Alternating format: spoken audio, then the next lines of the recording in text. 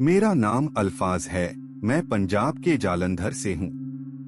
मैं आपको दो सच्ची कहानियां सुनाना चाहता हूँ और यह पहली कहानी है। साल 2010 की बात है, जब मैं 10वीं कक्षा में पढ़ रहा था। एक रात मेरे माता पिता मेरे मामा के घर गए हुए थे। घर पर मैं, मेरा छोटा भाई और मेरी दादी ही थे। उस समय हमारे घर में कुछ कंस्ट्रक्शन का काम चल रहा था, इसलिए घर का मुख्य गेट अगले दिन नया गेट लगाने के लिए उतारा हुआ था। इसका मतलब था कि उस रात हमारे घर में कोई गेट नहीं था। हमारा घर एक गली के आखिर में था जो पीछे से बंद थी, इसलिए सामने से हमारा घर साफ दिखाई देता था।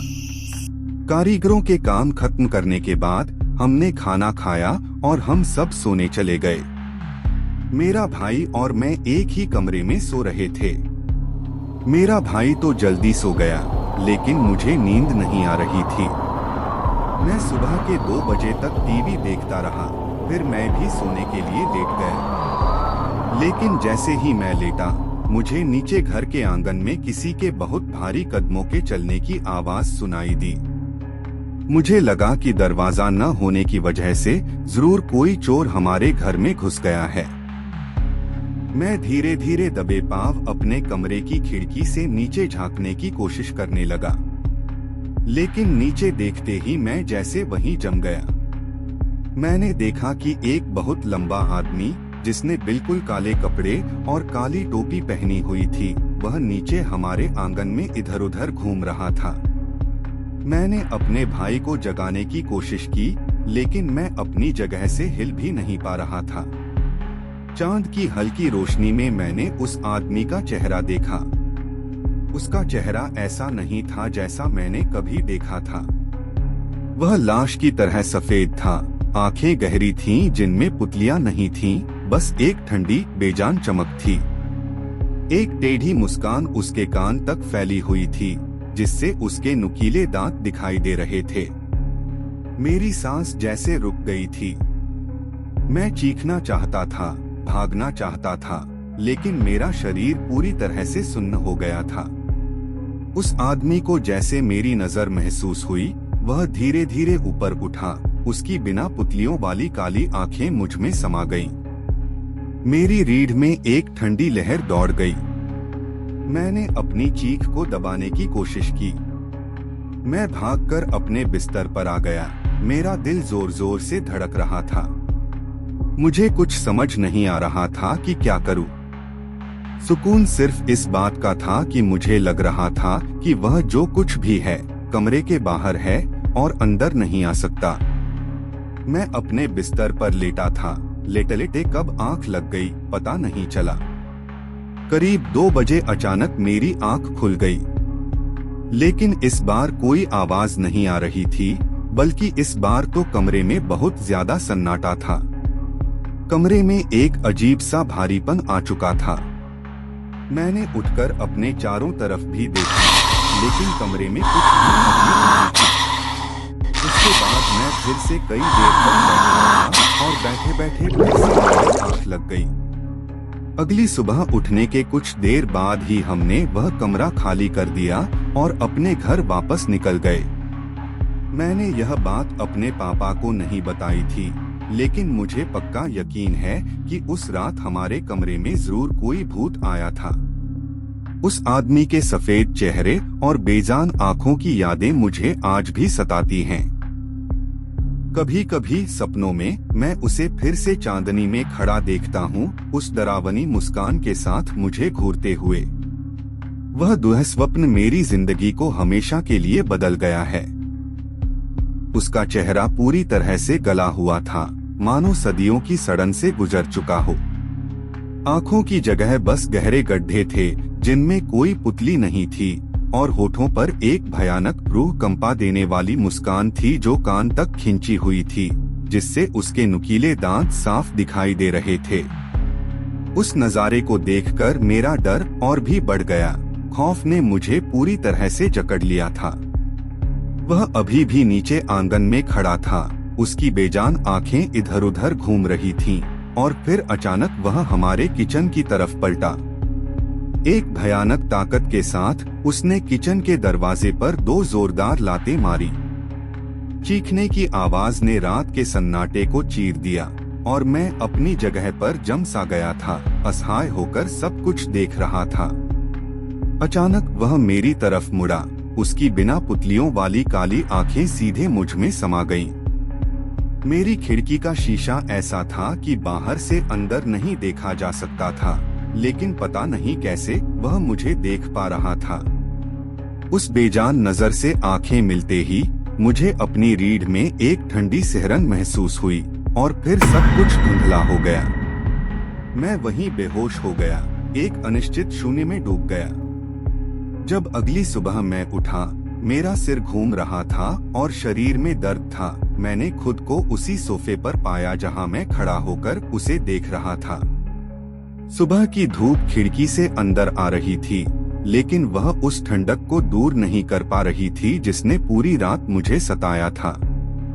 मैंने जल्दी से घर के सभी लोगों को सब कुछ बताया, उस अजीब आदमी के बारे में, किचन के दरवाजे पर पड़ी लातों के निशान के बारे में और अपने बेहोश होने के पल के बारे में। लेकिन किसी ने मेरी बात पर यकीन नहीं किया।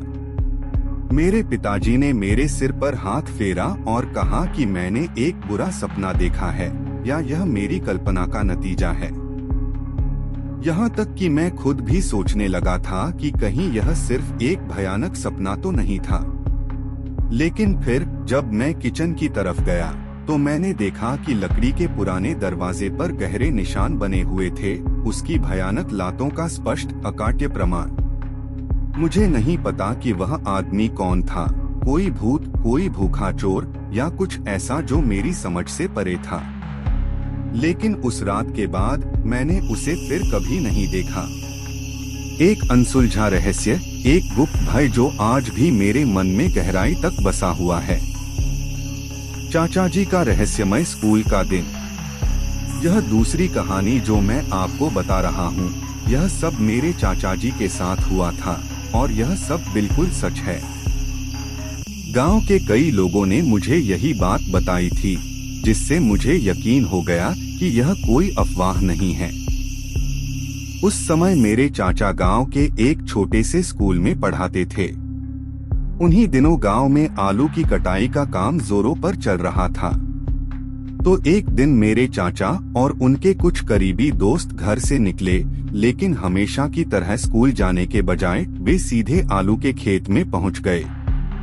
यह पहली बार नहीं था कि वे पैसे कमाने के लिए स्कूल से बंक मारकर दिहाड़ी पर काम करने गए हों। उन्होंने कड़ी धूप में पूरे दिन खेत में जी तोड़ मेहनत की, पसीना उनके कपड़ों को तर कर रहा था। शाम को जब सूरज की आखिरी किरणें पेड़ों के पीछे छिपने लगी, उन्होंने अपनी मजदूरी ली, अपने बैग कंधे पर डाले और घर लौट आए।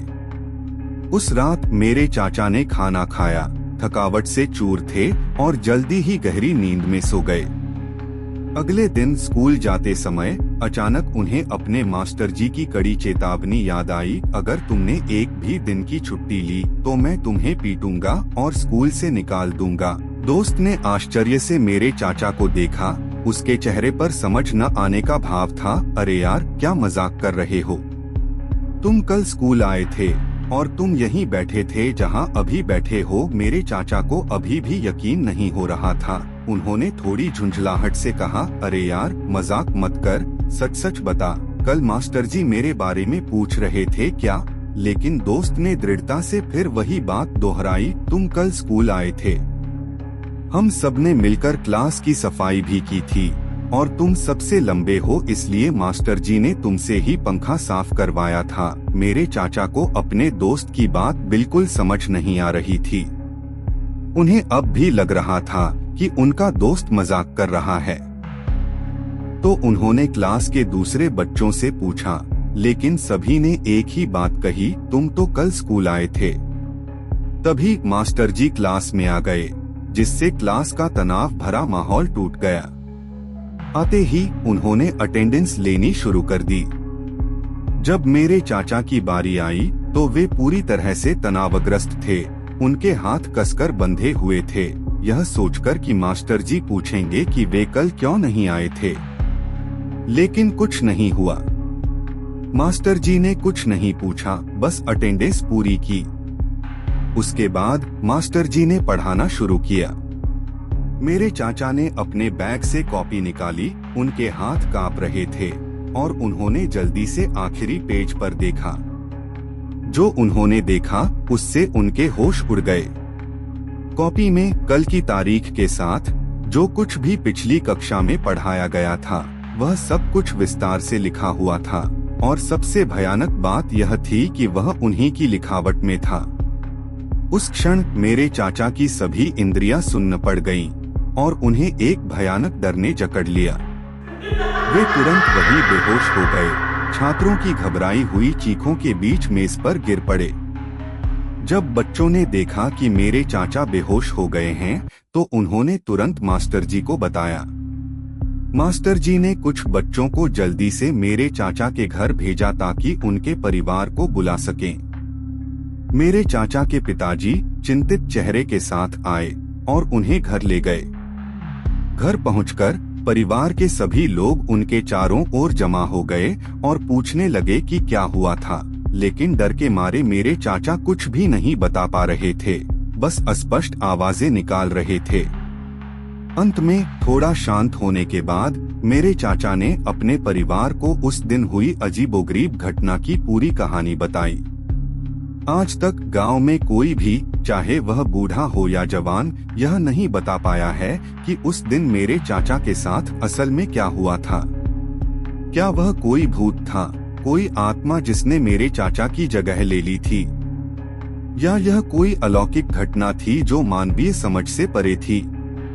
यह कहानी आज भी एक अनसुलझा रहस्य है जो हमें यह याद दिलाती है कि इस दुनिया में अभी भी बहुत सी अजीब और समझ से परे चीजें मौजूद हैं जिन्हें विज्ञान अभी तक समझा नहीं पाया है। उनकी बात पे किसी को भी यकीन नहीं हुआ तो दादाजी ने खुद उस आलू के खेत में जाकर पता किया। वहाँ उन्हें जो पता चला वह हैरान कर देने वाला था कि वे बच्चे सच में कल वहाँ काम करने के लिए आए थे। स्कूल में मास्टर जी ने भी यही बताया कि ये कल स्कूल आया था। यह बात पूरे गांव में फैल गई और सब लोग बहुत हैरान थे। फिर बाद में पता चला कि उनके गांव में एक बहुत पुराने पीपल के पेड़ पर एक छलावा रहता था और यह सब उसी का काम था। छलावे की बात पूरे गांव में फैल गई। यह बात आज भी गांव के सब लोग जानते हैं, लेकिन वह छलावा आज भी वहाँ है या नहीं यह किसी को नहीं पता। यह रहस्य आज भी गांव की हवा में तैरता है, एक ऐसी कहानी जो समय के साथ और भी गहरी होती जा रही है। जंगल के रहस्यमय पहाड़ पर एक डरावनी सुबह, आदित्य की कहानी। मेरा नाम आदित्य है।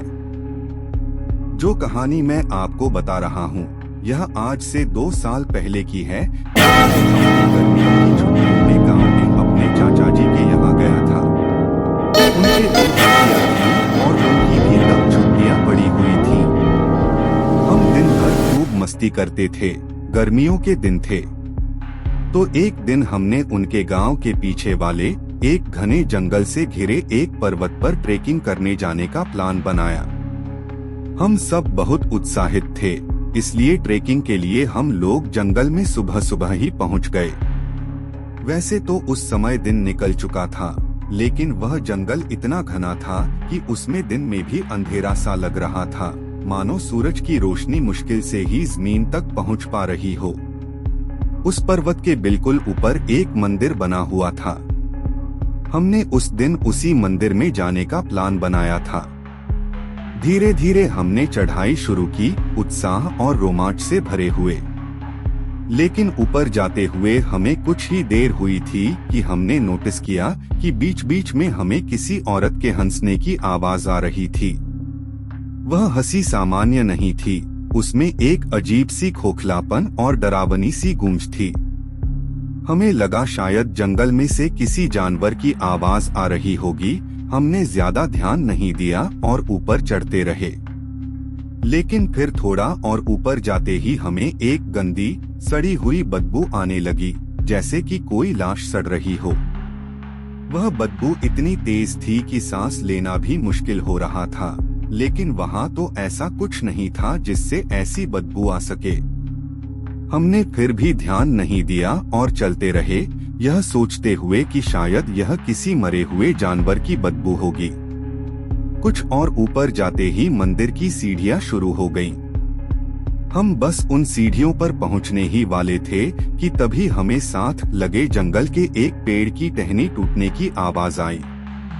वह आवाज इतनी अचानक और तेज थी कि हम सब डर गए और भागकर उन सीढ़ियों पर पहुंच गए।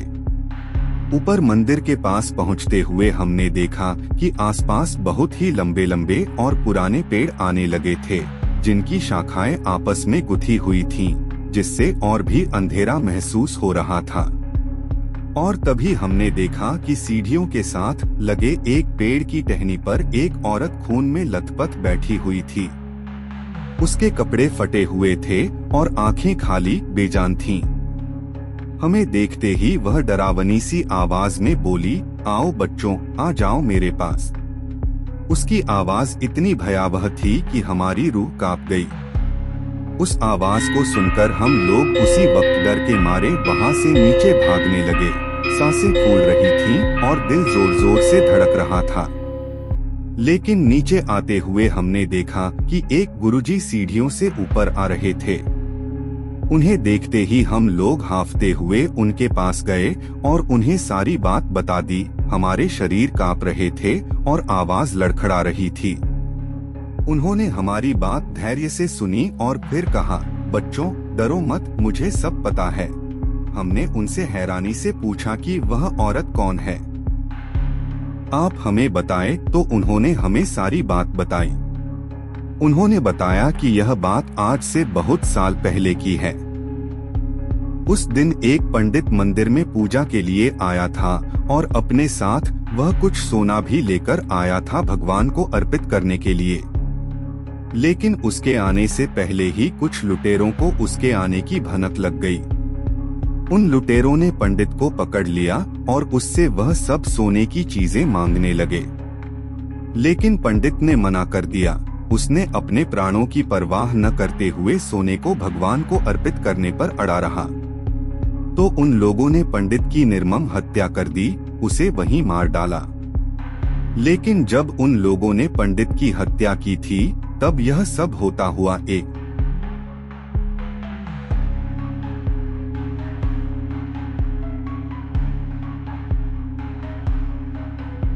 औरत ने भी देख लिया था। वह औरत डर के मारे वहां से भागने लगी, उसकी जान खतरे में थी। लेकिन उन तीनों चोरों ने उस औरत को भी पकड़ लिया और उसको भी बुरी तरह मार डाला। उसकी चीखें जंगल में गूंज उठीं। उस दिन के बाद से उस औरत की आत्मा उसी जगह भटकने लगी, एक शापित रूह की तरह।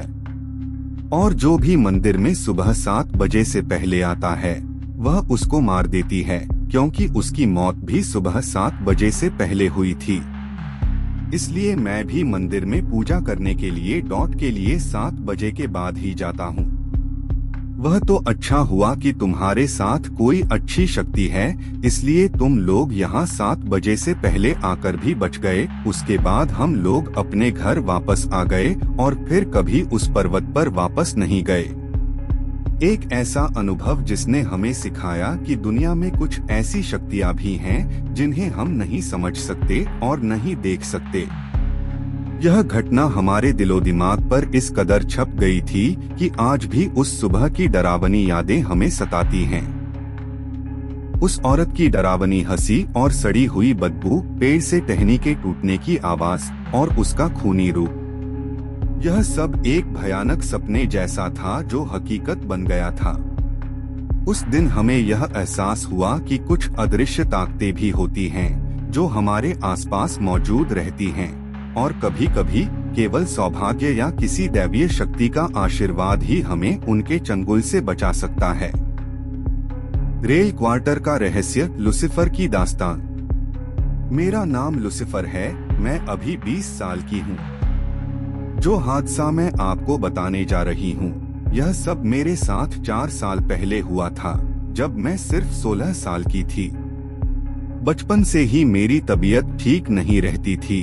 हमेशा कुछ न कुछ होता रहता था, मानो कोई अदृश्य बीमारी मुझे जकड़े हुए हो। हमने कई डॉक्टर, हकीम, बाबा और ओझाओं को दिखाया, लेकिन किसी को भी मेरी इस रहस्यमयी बीमारी का कारण नहीं मिल सका और न ही कोई कारगर इलाज।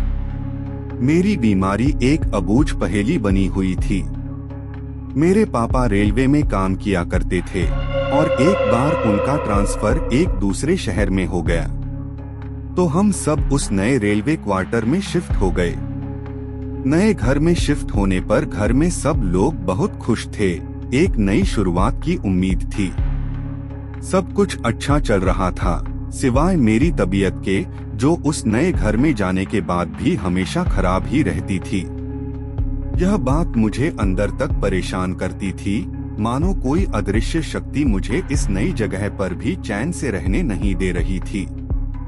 नए घर में आने पर मैंने जो कुछ सोचा था, सब कुछ उसका उल्टा ही हो रहा था। कुछ ही दिनों में मुझे उस घर में एक अजीब सा भारीपन महसूस होने लगा, जैसे कि हवा में कोई अदृश्य बोझ फैला हो जो सांस लेना भी मुश्किल बना दे। लेकिन ऐसा सिर्फ मुझे ही महसूस नहीं होता था, हमारे घर में सबको ऐसा ही महसूस होता था। यहाँ तक कि अगर घर में कोई मेहमान भी आता तो उनको भी ऐसा ही लगता था और वे भी उस अजीब से दबाव को महसूस करते थे। धीरे धीरे हमें उस घर में से अजीब अजीब आवाजें भी सुनाई देने लगी थीं। कभी पायल की खनखनाहट, जैसे कोई अदृश्य स्त्री घर में घूम रही हो, कभी बर्तन धोने की आवाज जब किचन में कोई नहीं होता था, और कभी कभी तो लोगों के बातें करने की फुसफुसाहट भी सुनाई देती थी, जैसे कोई गुप्त सभा चल रही हो। हर पल घर में किसी अनजान की मौजूदगी का एहसास होता था। एक ठंडी सांस जो हमारे करीब से गुजर जाती थी, एक साया जो आंखों के सामने से ओझल हो जाता था। पापा रेलवे में थे, इसलिए उन्हें कई कई दिनों तक घर से बाहर रहना पड़ता था। घर में सिर्फ मैं, मेरी मम्मी और मेरा छोटा भाई रहते थे। पापा के घर में न रहने से घर में हमें और भी ज्यादा डर लगता था। रातें और लंबी और भयावह लगने लगी थीं। हमारा घर एक रेलवे फाटक के पास था और उस फाटक के पास में एक बहुत बड़ा और प्राचीन पीपल का पेड़ था। वहाँ के लोग बताते थे कि उस पेड़ पर एक चुड़ैल रहती है, लेकिन हम लोग वहाँ नए थे, हमें उन सब बातों के बारे में नहीं पता था। हमने उन्हें बस लोक कथाएं समझा था। कई लोग ये भी कहते थे कि हमारे घर में वो भारीपन उस चुड़ैल की वजह से ही था, मानो वह अपनी शक्ति से हमारे घर को भी प्रभावित कर रही हो। उस घर में आने के बाद से मेरी तबीयत और भी ज्यादा खराब रहने लगी थी, मानो कोई अदृश्य हाथ मुझे हर पल नीचे खींच रहा हो। पापा ने मुझे कई ओझाओं से मिलवाया। वे सब अपने अपने हिसाब से इलाज करते, धूप दीप जलाते, मंत्र पढ़ते। कुछ दिनों तक तो मैं ठीक रहती, एक उम्मीद जागती, लेकिन फिर से तबीयत खराब हो जाती, जैसे कोई मुझे ठीक होने ही न देना चाहता हो, जैसे कोई अदृश्य शक्ति मेरी बीमारी को बनाए रखना चाहती हो। इसी बीच हमें एक बाबा के बारे में पता चला। वे हमारे घर से लगभग 3 किलोमीटर दूर रहते थे और हनुमान जी के बहुत बड़े भक्त थे। उनकी प्रसिद्धि दूर दूर तक फैली हुई थी। तो एक दिन हम उनसे मिलने गए। उनसे मिलने के बाद मुझे पहली बार पता चला कि क्यों मेरी तबीयत हमेशा खराब रहती थी, मानो एक बड़ा रहस्य मेरे ऊपर से हट गया हो। बाबा ने मेरी आंखों में झांका और एक ऐसी सच्चाई बताई जिसने मेरी दुनिया हिला दी। लेकिन उन्होंने एक बार में हमें सब कुछ नहीं बताया। वे सिर्फ शनिवार, सैटरडे और सोमवार, मंडे को ही अपनी साधना में बैठते थे, क्योंकि ये दिन उनकी आध्यात्मिक शक्तियों के लिए विशेष थे। हम उनसे हर शनिवार और सोमवार को मिलने जाते और तब उन्होंने हमें सारी बात बताई। धीरे धीरे उस भयानक पहेली की परतों को खोला। उन्होंने मुझे बताया कि तुम्हारे पापा के 3 भाई और 5 बहनें थीं, लेकिन मुझे तो मेरे पापा ने हमेशा यही बताया था कि वे 2 भाई और 4 बहनें हैं। यह सुनकर मैं सन्न रह गई। बाबा ने बताया कि तुम्हारे पापा के एक भाई की मौत उनकी मां के पेट में ही हो गई थी, जबकि उनकी एक बहन की मौत बिना किसी स्पष्ट कारण के हुई थी। यह बात सुनकर मेरे रोंगटे खड़े हो गए। बाबा ने बताया कि उन दोनों की आत्माएं ही तुम्हें बचपन से परेशान कर रही थीं, मानो वे तुम्हें अपनी अधूरी जिंदगी का बोझ महसूस कराना चाहती हों। बल्कि वे दोनों ही नहीं, तुम्हारे पापा के दादाजी की आत्मा भी तुम्हें परेशान कर रही थी, एक पुरानी आत्मा जो शायद अपने परिवार से कुछ चाहती थी। और यह सब हमें इसलिए परेशान कर रहे थे क्योंकि हम लोगों ने उन तीनों का विधिपूर्वक पिंडदान नहीं किया था, जिससे उनकी आत्माएं भटक रही थीं, उन्हें शांति नहीं मिल रही थी और वे हमसे संपर्क साधने की कोशिश कर रही थीं। तो बाबा ने मेरे पापा को एक विशेष और गोपनीय विधि बताई जिससे इन भटकती आत्माओं को शांति मिल सके। उन्होंने पापा को एक लाल कपड़ा दिया और कहा कि उसमें ज्वार भरकर कुछ शक्तिशाली मंत्रों का उच्चारण करते हुए उसे किसी मंदिर में रखना है। और ऐसा उनको 26 दिनों तक लगातार करना था, बिना किसी चूक के। लेकिन उस दिन से हमारे वो 26 दिन बहुत ही मुश्किल से गुजरे। वे सभी आत्माएं मुझे बहुत ज्यादा परेशान कर रही थीं। उनकी मौजूदगी इतनी तीव्र हो गई थी कि मुझे हर पल उनकी उपस्थिति महसूस होती थी, मानो वे मेरे सबसे करीब आ चुकी हों। हर रात मैं डरावने सपनों से जाग जाती थी, जहां वे आत्माएं मुझे घेरे रहती थीं। उनके ठंडे हाथ मेरे ऊपर चलते थे और दिन में अजीबोगरीब एहसास और रहस्यमय आवाजें मुझे चैन नहीं लेने देती थीं। ऐसा लगता था जैसे वे मुझे रही हों।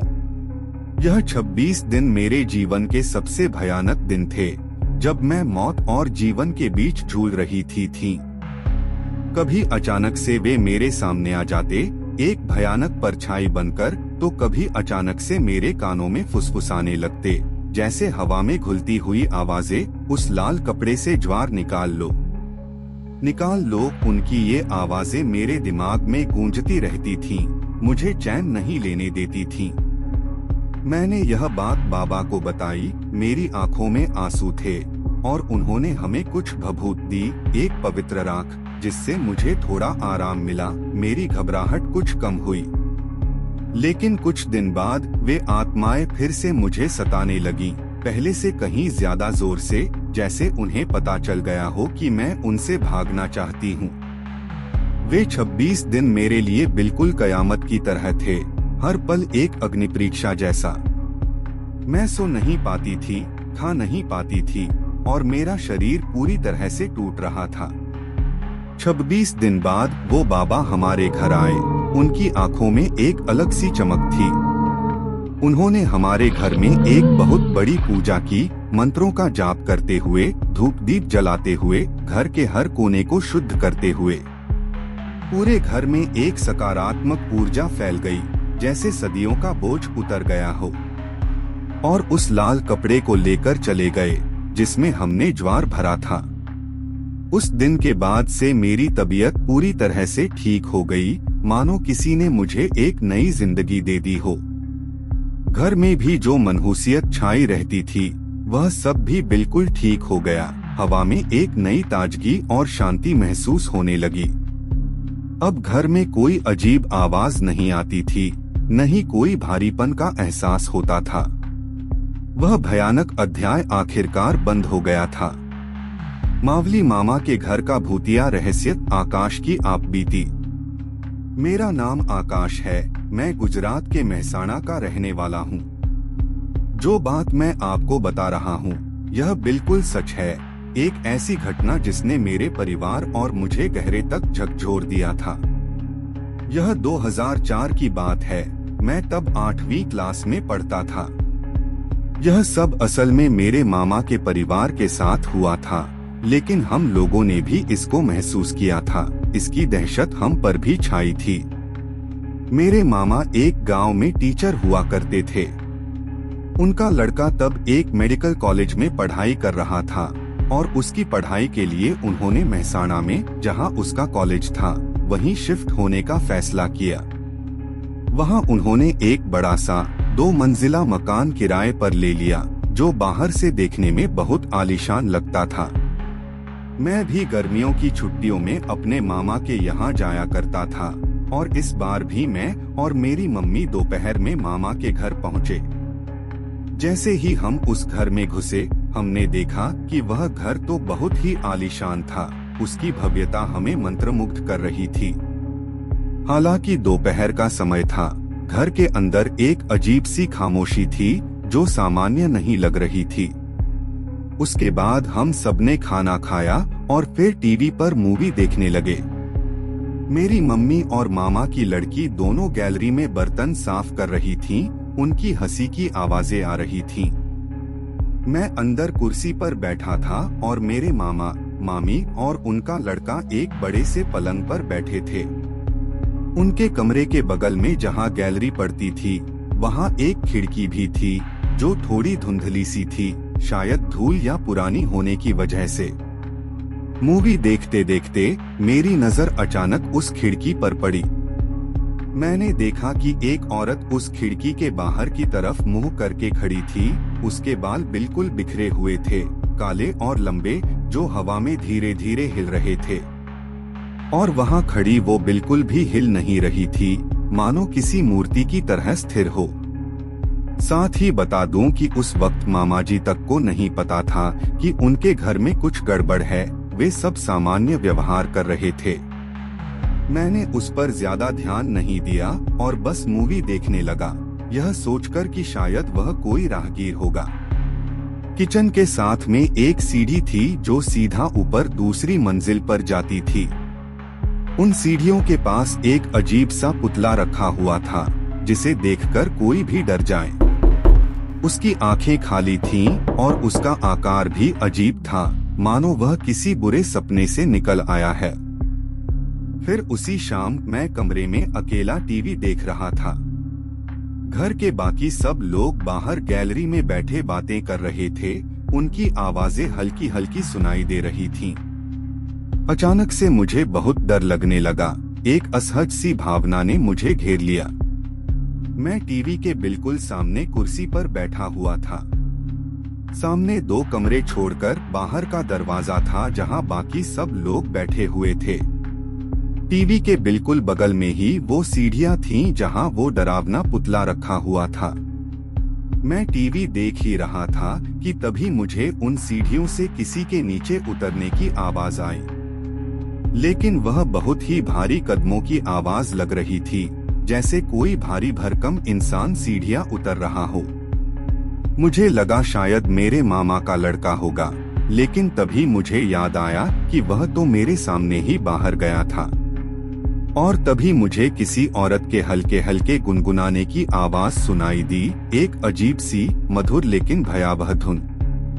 मैं बहुत डर गया, मेरे शरीर में सिहरन दौड़ गई और उसी वक्त मैं डर के मारे भागकर बाहर चला गया। लेकिन मैंने किसी को कुछ नहीं बताया। शायद मैं खुद भी यकीन नहीं कर पा रहा था कि मैंने क्या महसूस किया।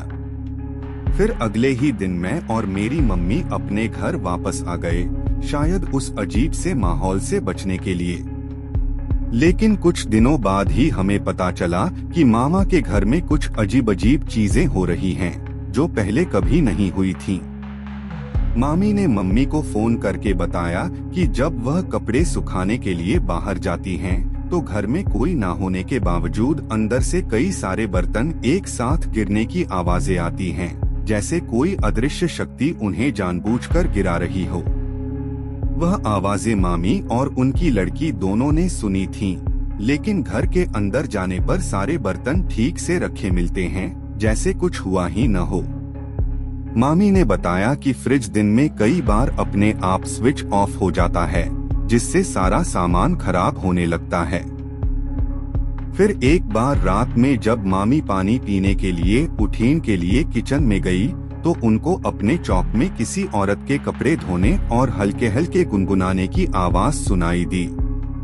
वह आवाज बहुत ही मधुर थी, लेकिन उस सुनसान रात में वह बेहद डरावनी लग रही थी। उस वक्त रात के ठीक 3:30 बज रहे थे, जब दुनिया गहरी नींद में डूबी होती है। वह आवाज सुनकर मामी बहुत डर गईं। उनका दिल जोर जोर से धड़कने लगा और वे जल्दी से अपने बिस्तर पर आकर लेट गईं, अपनी आंखें कसकर बंद कर लीं, यह उम्मीद करते हुए कि यह सब सिर्फ एक बुरा सपना हो। अगले दिन सुबह होते ही मामी ने सारी बात मामा को बताई। उनकी आवाज में डर साफ झलक रहा था, लेकिन मामा इन सब चीजों में बिल्कुल विश्वास नहीं करते थे। वे वैज्ञानिक सोच वाले व्यक्ति थे। उन्होंने ये सब उनका वहम समझकर टाल दिया। यह उनकी बहुत बड़ी गलती थी। उन्होंने सोचा कि मामी की कल्पना है। दरवाजा खुलने की आवाज आई, एक धीमी कर्कश आवाज जो रात की खामोशी में गूंज उठी। मेरे मामा की लड़की उस वक्त जग रही थी। उसकी नींद कच्ची थी, लेकिन उसने अपनी आंखें बंद रखीं। डर के मारे वह हिल भी नहीं पा रही थी। उसने महसूस किया कि कोई दबे पांव उसके बिस्तर के पास आ रहा है। हवा में एक ठंडी लहर दौड़ गई। उसने आंखें नहीं खोली, बस चुपचाप लेटी रही। उसकी सांसें तेज हो गई थीं। लेकिन कुछ देर बाद उसने महसूस किया कि किसी बर्फीले हाथ ने उसका हाथ पकड़ लिया है, एक पकड़ जो बहुत ही ठंडी और कठोर थी।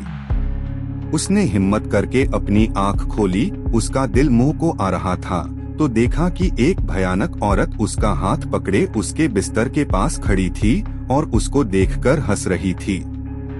उसकी हंसी डरावनी थी, एक खोखली गूंजती हुई हंसी जो रीढ़ तक सिहरन दौड़ा दे। वह देखकर उसकी तो जैसे जान ही निकल गई। उसके पूरे शरीर में एक ठंडा पसीना छूट गया।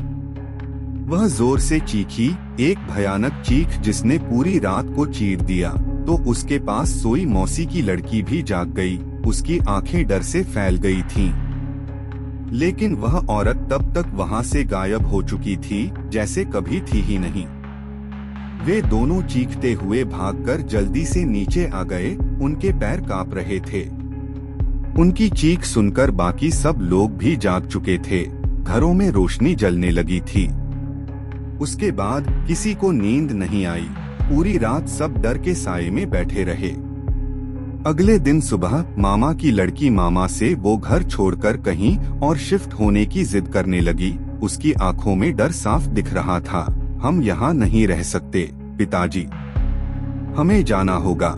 लेकिन मामा नहीं माने, क्योंकि उनको वो इतना बड़ा घर बहुत ही कम किराए पर मिल गया था और वे इतनी आसानी से उसे छोड़ना नहीं चाहते थे। उन्हें अभी भी लगता था कि यह सिर्फ बच्चों का डर है। फिर कुछ दिन बाद पड़ोस में रहने वाले एक बुजुर्ग व्यक्ति से मामी जी की मुलाकात हुई, जो बहुत समझदार और अनुभवी लगते थे। उन्होंने मामी से बात की और बोले, आप लोग बहुत किस्मत वाले हो जो उस औरत ने अभी तक आपके घर में किसी को कोई नुकसान नहीं पहुंचाया है। मामी ने हैरानी से पूछा, कौन औरत? तो उन्होंने एक गहरी सांस ली और सारी बात बताई। उन्होंने बताया कि आज से 4 साल पहले एक औरत अपने पति और बेटे के साथ उस घर में रहा करती थी, लेकिन उसके और उसके पति के बीच बहुत लड़ाई झगड़ा रहता था। हर दिन कोई न कोई बखेड़ा होता था। एक दिन उनका झगड़ा इतना भड़क गया कि उस औरत ने पास वाली रेलवे लाइन के जाकर आत्महत्या कर ली। यह सुनते ही मामी के रोंगटे खड़े हो गए। फिर उसके 1 महीने बाद ही उसके पति ने वो घर बेच दिया। वह भी उस घर में नहीं रह सका। लेकिन उसके बाद जो भी इस घर में रहने आया, वह यहाँ 1 या 2 महीने से ज्यादा नहीं रुक सका। उन्होंने बताया कि इस पूरे एरिया में सबको इस घर के बारे में पता है, इसलिए यहाँ कोई यह घर नहीं खरीदता। यह घर एक शापित घर बन चुका है।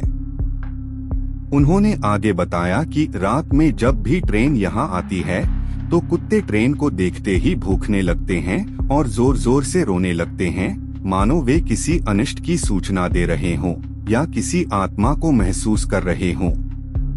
उनकी बात सुनकर मामी बहुत डर गईं। उनके चेहरे का रंग उड़ गया।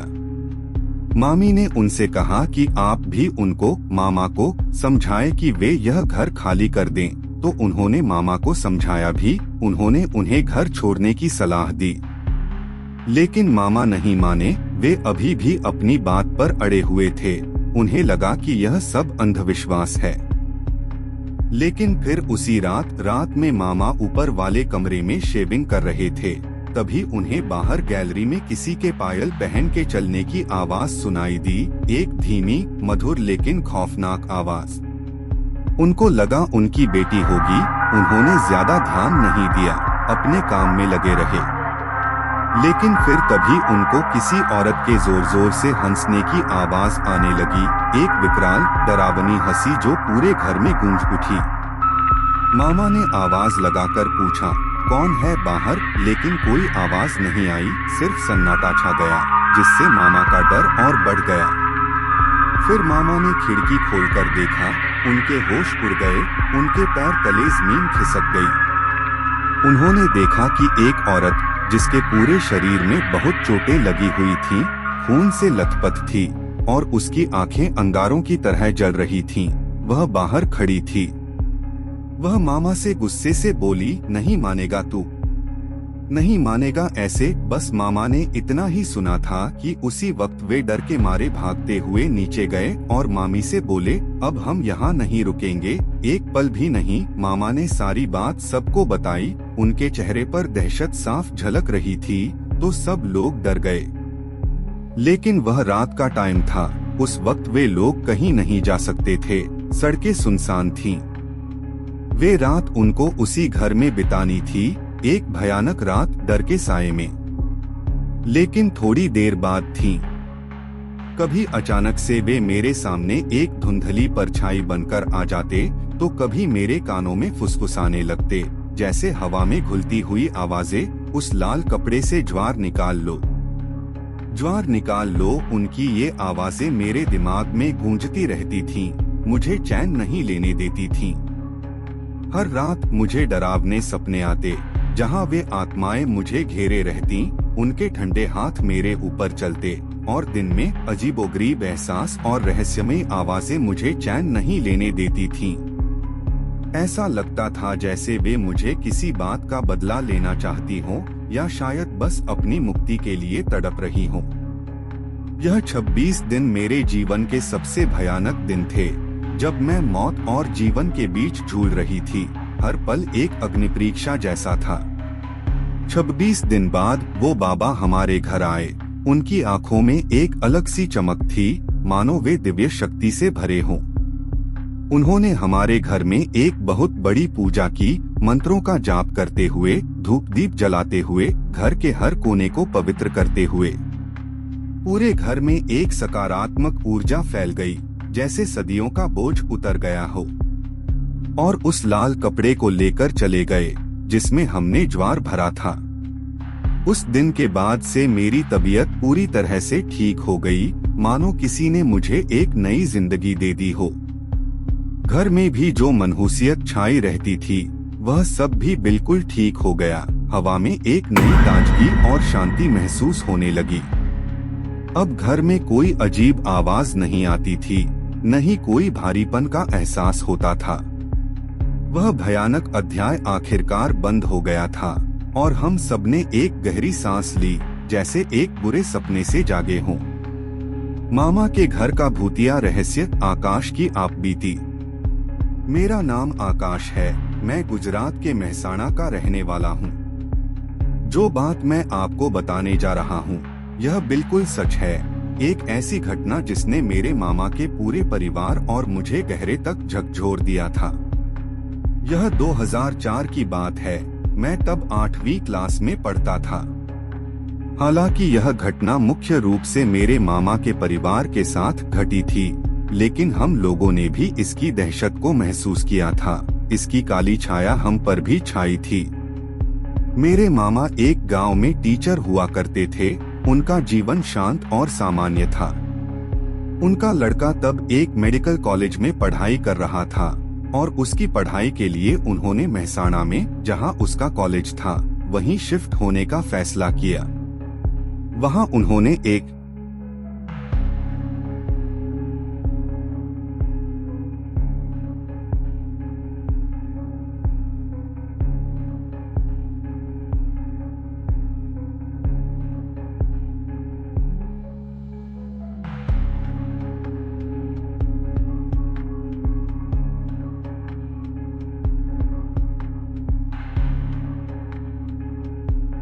बड़ा सा 2 मंजिला मकान किराए पर ले लिया, जो बाहर से देखने में बहुत आलीशान लगता था, लेकिन उसकी पुरानी वास्तुकला में एक अजीब सी खामोशी छिपी थी। मैं भी गर्मियों की छुट्टियों में अपने मामा के यहाँ जाया करता था, और इस बार भी मैं और मेरी मम्मी दोपहर में मामा के घर पहुँचे। जैसे ही हम उस घर में घुसे, हमने देखा कि वह घर तो बहुत ही आलीशान था। उसकी भव्यता हमें मंत्रमुग्ध कर रही थी। हालांकि दोपहर का समय था, घर के अंदर एक अजीब सी खामोशी थी जो सामान्य नहीं लग रही थी। एक ऐसी खामोशी जो हवा में एक भारीपन घोल रही थी। उसके बाद हम सबने खाना खाया और फिर टीवी पर मूवी देखने लगे। मेरी मम्मी और मामा की लड़की दोनों गैलरी में बर्तन साफ कर रही थीं। उनकी हंसी की हल्की हल्की आवाजें आ रही थीं, जो उस खामोशी को तोड़ रही थीं। मैं अंदर कुर्सी पर बैठा था और मेरे मामा, मामी और उनका लड़का एक बड़े से पलंग पर बैठे थे, आराम करते हुए। उनके कमरे के बगल में जहां गैलरी पड़ती थी, वहां एक खिड़की भी थी जो थोड़ी धुंधली सी थी, शायद धूल या पुरानी होने की वजह से, जिससे बाहर का नजारा साफ नहीं दिखता था। मूवी देखते देखते मेरी नजर अचानक उस खिड़की पर पड़ी। मैंने देखा कि एक औरत उस खिड़की के बाहर की तरफ मुंह करके खड़ी थी। उसके बाल बिल्कुल बिखरे हुए थे, काले और लंबे, जो हवा में धीरे धीरे हिल रहे थे, मानो वे खुद सांस ले रहे हों। और वहां खड़ी वह बिल्कुल भी हिल नहीं रही थी, मानो किसी मूर्ति की तरह स्थिर हो। उसकी आंखों में कोई भाव नहीं था। साथ ही बता दूं कि उस वक्त मामा जी तक को नहीं पता था कि उनके घर में कुछ गड़बड़ है। वे सब सामान्य व्यवहार कर रहे थे, अपनी दुनिया में व्यस्त थे। मैंने उस पर ज्यादा ध्यान नहीं दिया और बस मूवी देखने लगा, यह सोचकर कि शायद वह कोई राहगीर होगा या मेरी आंखों का धोखा। किचन के साथ में एक सीढ़ी थी जो सीधा ऊपर दूसरी मंजिल पर जाती थी। एक पुरानी लकड़ी की सीढ़ी जिसकी हर सीढ़ी पर अजीब सी आवाज आती थी। उन सीढ़ियों के पास एक अजीब सा पुतला रखा हुआ था, जिसे देखकर कोई भी डर जाए। उसकी आंखें खाली थीं, जैसे 2 गहरे गड्ढे, और उसका आकार भी अजीब था, मानो वह किसी बुरे सपने से निकल आया हो, एक अनिष्टकारी उपस्थिति। फिर उसी शाम मैं कमरे में अकेला टीवी देख रहा था। बाहर सूरज ढल चुका था और घर में हल्की रोशनी थी। घर के बाकी सब लोग बाहर गैलरी में बैठे बातें कर रहे थे। उनकी आवाजें हल्की हल्की सुनाई दे रही थीं, जिससे मुझे थोड़ी राहत मिल रही थी। अचानक से मुझे बहुत डर लगने लगा। एक असहज सी भावना ने मुझे घेर लिया। मेरे रोंगटे खड़े हो गए। मैं टीवी के बिल्कुल सामने कुर्सी पर बैठा हुआ था। मेरी पीठ पर एक ठंडी लहर दौड़ गई। सामने 2 कमरे छोड़कर बाहर का दरवाजा था, जहां बाकी सब लोग बैठे हुए थे। टीवी के बिल्कुल बगल में ही वो सीढ़ियां थीं जहां वो डरावना पुतला रखा हुआ था। उसकी खाली आंखें मुझे घूर रही थीं। मैं टीवी देख ही रहा था कि तभी मुझे उन सीढ़ियों से किसी के नीचे उतरने की आवाज आई।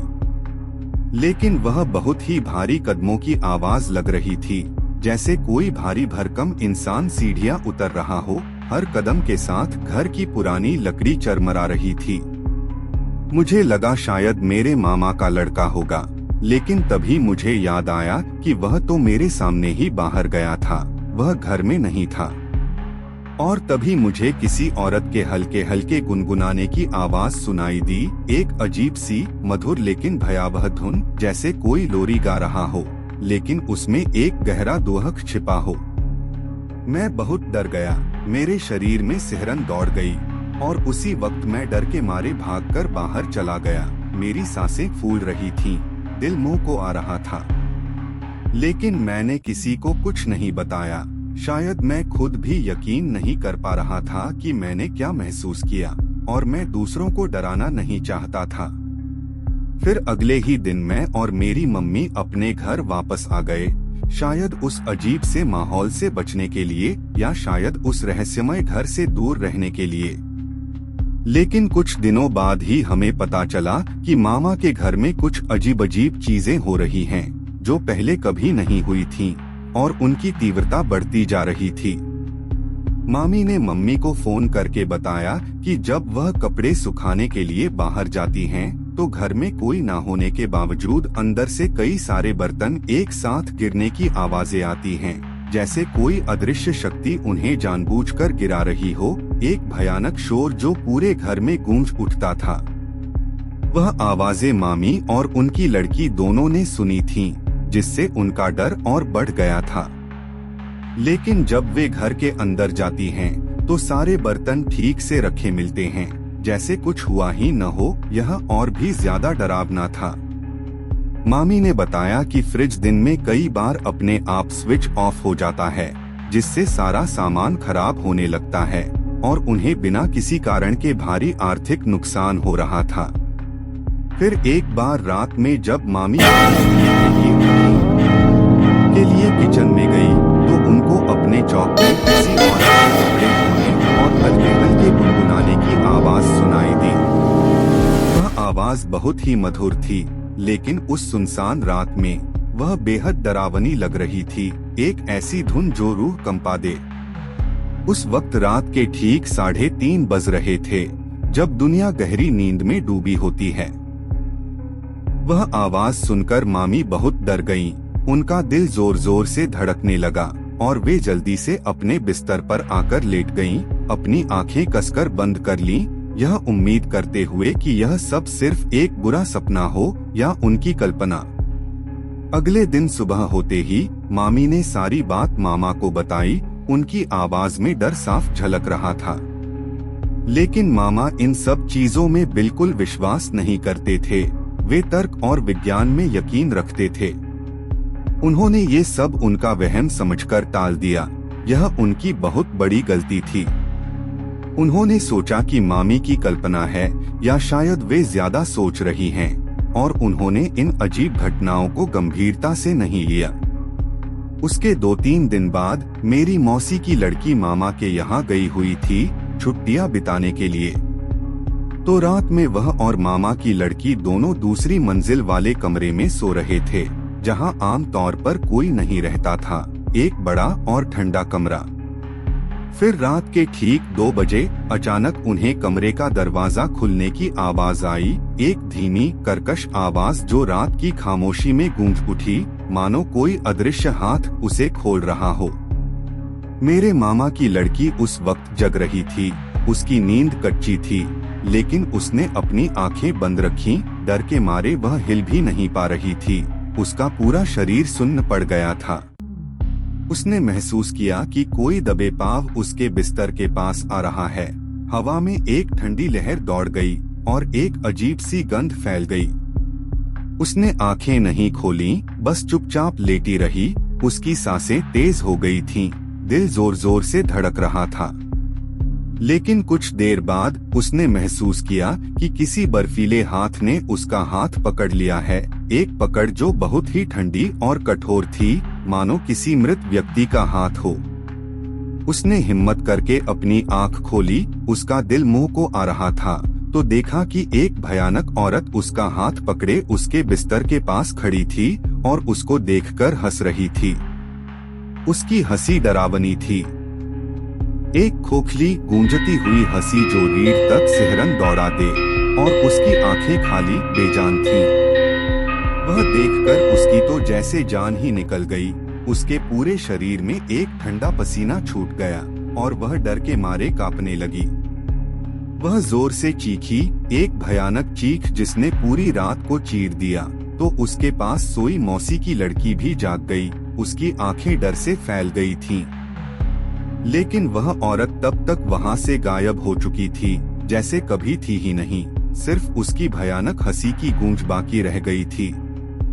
वे दोनों चीखते हुए भागकर जल्दी से नीचे आ गए। उनके पैर कांप रहे थे और उनके चेहरे पर मौत का डर साफ दिख रहा था। उनकी चीख सुनकर बाकी सब लोग भी जाग चुके थे। घरों में रोशनी जलने लगी थी और घर में एक भयानक सन्नाटा छा गया था। उसके बाद किसी को नींद नहीं आई। पूरी रात सब डर के साये में बैठे रहे, एक दूसरे को हिम्मत देते रहे। अगले दिन सुबह मामा की लड़की मामा से वो घर छोड़कर कहीं और शिफ्ट होने की जिद करने लगी। उसकी आंखों में डर साफ दिख रहा था। हमें यहाँ नहीं रहना पिताजी, यह घर शापित है, हमें जाना होगा। लेकिन मामा नहीं माने। वे अभी भी अपनी बात पर अड़े हुए थे, क्योंकि उनको वो इतना बड़ा घर बहुत ही कम किराए पर मिल गया था और वे इतनी आसानी से उसे छोड़ना नहीं चाहते थे। उन्हें अभी भी लगता था कि यह सिर्फ बच्चों का डर और अंधविश्वास है। फिर कुछ दिन बाद पड़ोस में रहने वाले एक बुजुर्ग व्यक्ति से मामी जी की मुलाकात हुई, जो बहुत समझदार और अनुभवी लगते थे। उनकी आंखों में जीवन का गहरा अनुभव झलकता था। उन्होंने मामी से बात की और बोले, आप लोग बहुत किस्मत वाले हो जो उस औरत ने अभी तक आपके घर में किसी को कोई नुकसान नहीं पहुंचाया है। मामी ने हैरानी से पूछा, कौन औरत? तो उन्होंने एक गहरी सांस ली और सारी बात बताई। उनकी आवाज में एक अजीब सी गंभीरता थी। उन्होंने बताया कि आज से 4 साल पहले एक औरत अपने पति और बेटे के साथ उस घर में रहा करती थी। उनकी जिंदगी बाहर से सामान्य दिखती थी, लेकिन उसके और उसके पति के बीच बहुत लड़ाई झगड़ा रहता था। हर दिन कोई न कोई बखेड़ा होता था, जिससे घर का माहौल हमेशा तनावपूर्ण रहता था। एक दिन उनका झगड़ा इतना भड़क गया कि उस औरत ने पास वाली रेलवे लाइन पर जाकर आत्महत्या कर ली। यह सुनते ही मामी के रोंगटे खड़े हो गए, उनके चेहरे का रंग उड़ गया। फिर उसके 1 महीने बाद ही उसके पति ने वो घर बेच दिया। वह भी उस घर में नहीं रह सका, मानो वह भी उस आत्मा से डर गया हो। लेकिन उसके बाद जो भी इस घर में रहने आया, वह यहाँ 1 या 2 महीने से ज्यादा नहीं रुक सका। उन्होंने बताया कि इस पूरे एरिया में सबको इस घर के बारे में पता है, इसलिए यहाँ कोई यह घर नहीं खरीदता। यह घर एक शापित घर बन चुका है, जहाँ आत्माएं भटकती हैं। उन्होंने आगे बताया कि रात में जब भी ट्रेन यहाँ आती है, तो कुत्ते ट्रेन को देखते ही जोर जोर से भूखने लगते हैं और जोर जोर से रोने लगते हैं, मानो वे किसी अनिष्ट की सूचना दे रहे हों या किसी आत्मा को महसूस कर रहे हों। उनकी चीखें रात की खामोशी को चीर देती हैं। उनकी बात सुनकर मामी बहुत डर गईं। उनके चेहरे का रंग उड़ गया और उनकी आवाज लड़खड़ाने लगी। मामी ने उनसे कहा कि आप भी उनको, मामा को समझाएं कि वे यह घर खाली कर दें। तो उन्होंने मामा को समझाया भी। उन्होंने उन्हें घर छोड़ने की सलाह दी, इस घर के खतरे के बारे में बताया। लेकिन मामा नहीं माने। वे अभी भी अपनी बात पर अड़े हुए थे। उन्हें लगा कि यह सब अंधविश्वास और पुरानी कहानियां हैं। लेकिन फिर उसी रात में मामा ऊपर वाले कमरे में शेविंग कर रहे थे। बाथरूम की रोशनी डिम थी। तभी उन्हें बाहर गैलरी में किसी के पायल पहन के चलने की आवाज सुनाई दी। एक धीमी, मधुर लेकिन खौफनाक आवाज जो उनके कानों में गूंज उठी। उनको लगा उनकी बेटी होगी। उन्होंने ज्यादा ध्यान नहीं दिया, अपने काम में लगे रहे। लेकिन फिर तभी उनको किसी औरत के जोर जोर से हंसने की आवाज आने लगी। एक विकराल, डरावनी हंसी जो पूरे घर में गूंज उठी। उनकी रीढ़ तक सिहरन दौड़ा गई।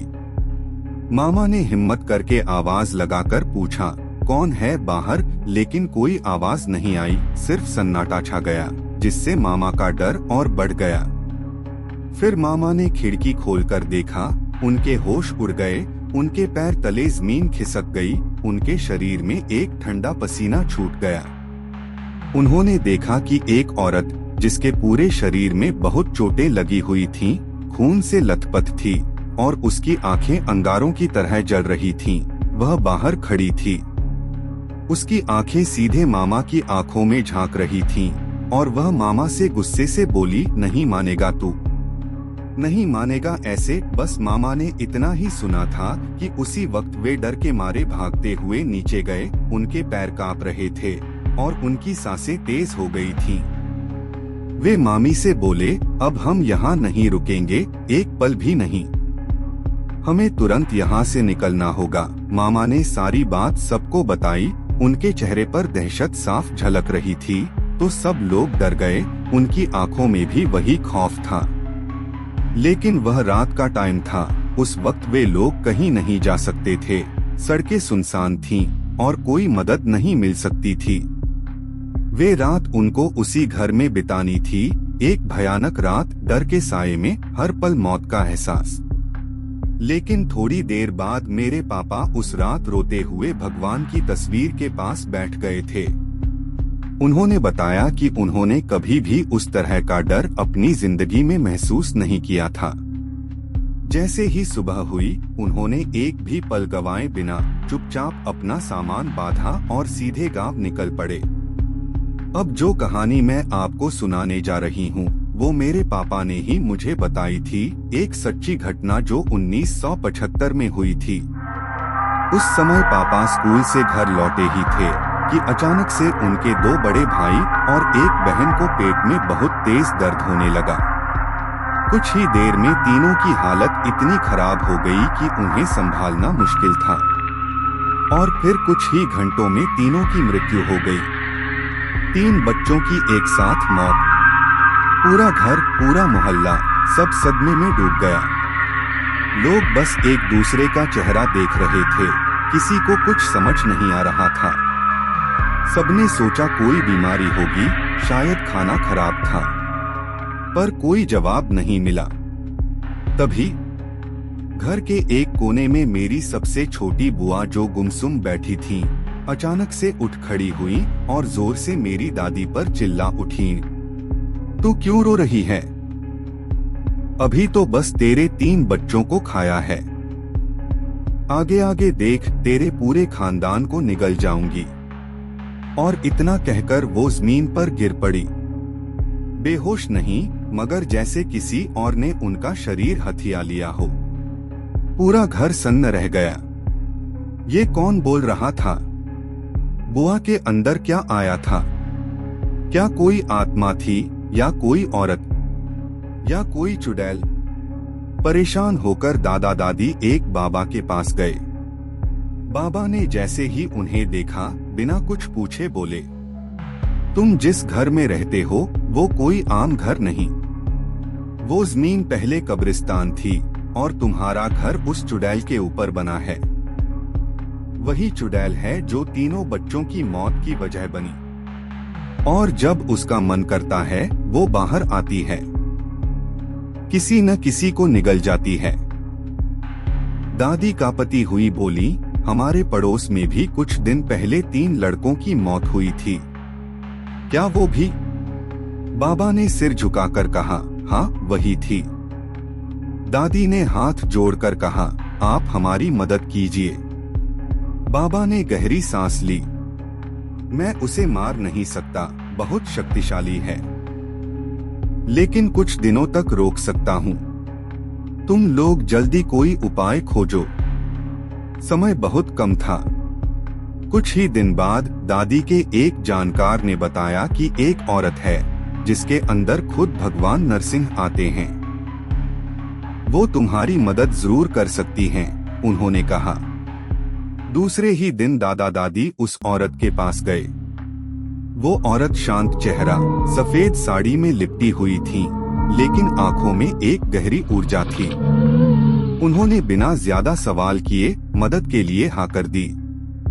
अगली सुबह ठीक 7 बजे वो औरत हमारे घर आई। घर में हवन शुरू हुआ। धुएं में हर कोना डूब गया। मंत्रों की आवाजें, लकड़ियों की जलती महक और एक अजीब सी बेचैनी, सब मिलकर जैसे किसी और ही दुनिया का एहसास करा रही थीं। दोपहर 12 बजे अचानक उस औरत के शरीर में कुछ आया।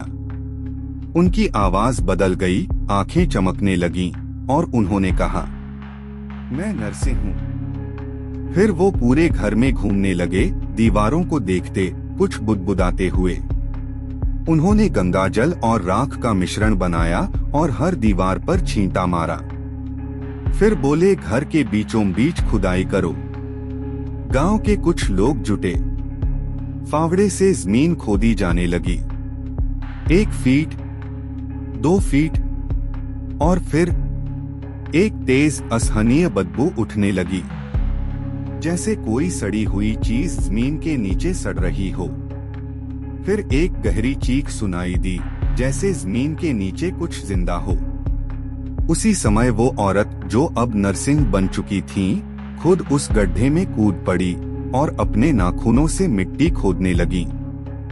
कुछ ही सेकंड में उन्होंने एक भयानक जीव को बाहर निकाला, आधे इंसान आधे जानवर जैसा, शरीर सड़ा हुआ, खून से सना हुआ, और उसके मुंह से लगातार बदबूदार लार गिर रही थी।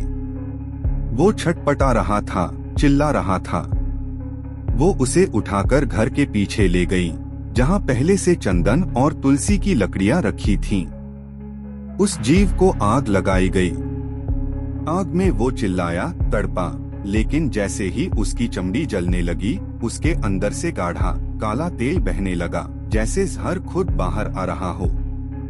भगवान नरसिंह वहीं खड़े रहे तब तक जब तक कि वो जीव पूरी तरह जल नहीं गया। फिर वो औरत अपने असली रूप में लौटी और बोली, अगर वो जीव मेरे हाथ से फिसल जाता और जमीन पर दौड़ जाता, तो जिसके भी पैर के नीचे से गुजरता वो तुरंत मर जाता। यही वो चुड़ैल थी जिसने तुम्हारे बच्चों को निगला था। अब वो मरी चुकी थी। लेकिन मेरे पापा ने जब ये कहानी सुनाई तो उनकी आंखों में आंसू थे। उन्होंने कहा, आज भी जब मैं आंखें बंद करता हूँ तो मुझे वो जमीन, वो गड्ढा और वो तड़पता हुआ साया याद आता है। मैं बिस्ट्रिक्स से बिलोंग करती हूँ। वैसे तो बचपन से ही मुझे भूत प्रेत जैसी चीजों पर कभी यकीन नहीं था। मैं हमेशा इन्हें फिल्मों की कहानियां समझती थी। लेकिन एक बार मेरी जिंदगी में कुछ ऐसा हुआ जिसने मेरी सोच हमेशा के लिए बदल दी। वो मेरी पहली हॉस्टल लाइफ थी। एक दिन कॉल आया कि मेरा एडमिशन हो गया है और मुझे हॉस्टल ज्वाइन करना है। मैंने जल्दी जल्दी अपना सामान पैक किया और वहां पहुंच गई। पहला ही दिन था। सब कुछ नया था, अनजाना, और मैं अपने रूम में अकेली बैठी घर को बहुत मिस कर रही थी। रात का वक्त था, डिनर का समय हो गया था, लेकिन मेरा मन नहीं था जाने का। बाकी सभी लड़कियां डिनर के लिए नीचे जा चुकी थीं, और उस वक्त हमारे फ्लोर पर बस मैं और एक और लड़की थी।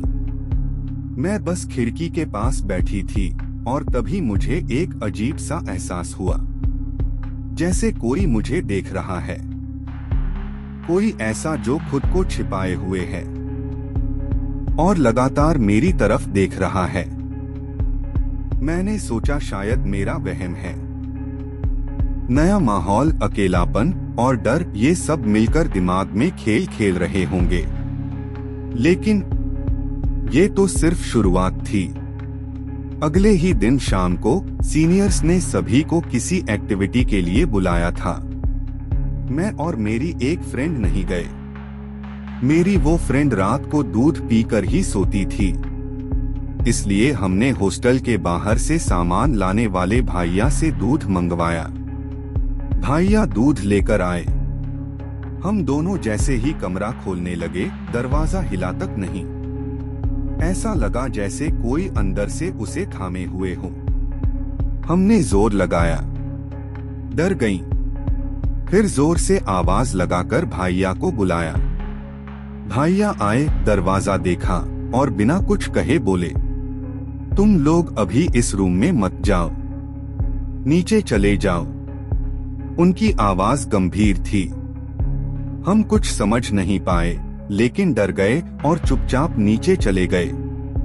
अगले दिन दोपहर में 2 और लड़कियों के साथ बिल्कुल वैसा ही हुआ। वो भी दरवाजा नहीं खोल पा रही थीं। अब हमें लगने लगा कि कुछ गड़बड़ है। ये महज इत्तेफाक नहीं हो सकता। उस रात हमने मिलकर हॉस्टल में पूजा करने का फैसला किया। आरती की, मंत्र बोले। लेकिन जैसे ही पूजा शुरू हुई, ऊपर से किसी के भागने की तेज आवाज आई, जैसे कोई दौड़ रहा हो लेकिन दिखाई ना दे। हमारी हॉस्टल टीचर से हमने बात करनी चाहिए, लेकिन हर बार वो गुस्से में जवाब देती, कुछ भी मानने से इनकार कर देती। अजीब बात ये थी कि जिस दिन वो हमें ज्यादा डांटती, उसी दिन कुछ ज्यादा डरावना होता। धीरे धीरे पूरे हॉस्टल में एक अजीब सी मनहूसियत फैलने लगी। ऐसा लगता जैसे दीवारों के अंदर कोई सांस ले रहा हो।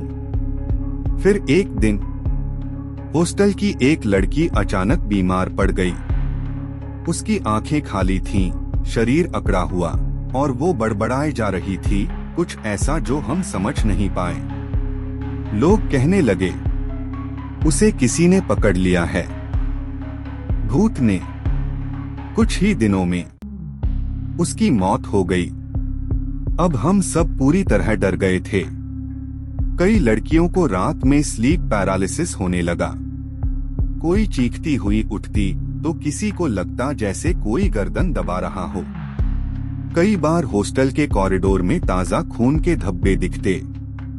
कोई साफ करता तो कुछ घंटों बाद फिर वैसा ही दिखाई देता। 1 साल तक हम सबने ये सब कुछ झेला। डर, सन्नाटा और हर पल का अजीब डर, जैसे कोई देख रहा हो लेकिन कभी सामने ना आता हो। फिर जैसे ही हम सेकंड ईयर में पहुंचे, सब कुछ एकदम बंद हो गया। ना स्लीप पैरालिसिस, ना आवाजें, ना खून। हमने राहत की सांस ली। लेकिन अब वही सब हमारी जूनियर्स के साथ होना शुरू हो गया। शायद वो चीज जो भी थी सिर्फ फर्स्ट ईयर के स्टूडेंट्स को चुनती थी। शायद डर को पहचानती थी, या शायद मासूमियत को। आज भी जब उस हॉस्टल की याद आती है तो वो दरवाजा याद आता है जो खुला नहीं, वो कदमों की आवाज और वो लड़की जो अब हमारे बीच नहीं रही। मुझे आज भी नहीं पता कि वहां क्या था, लेकिन कुछ तो था।